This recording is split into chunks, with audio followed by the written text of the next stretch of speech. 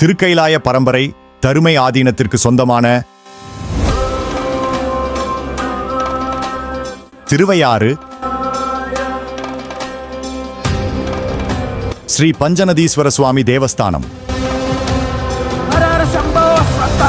ஆடி அமாவாசையில் அப்பர் கையிலை காட்சி ஆகஸ்ட் 4 ஞாயிற்றுக்கிழமை மாலை 6 மணிக்கு மேல் தடாகத்தில் முழுகி நீ திருவையாற்றில் இருந்தால் அங்கே உமக்கு இந்த காட்சியை கொடுக்கின்றோம் என்று சொல்லுகிறார். அப்பொழுதுதான் அவர் அந்த மானசரோவர் ஏரியிலே வேற்றாகி விண்ணாகி நின்றாம் பதிகம் போற்றி மூழ்கினார். உங்கள் திருவையாறு சேனலில் நேரலையை கண்டு இறையருள் பெற வேண்டுகிறோம்.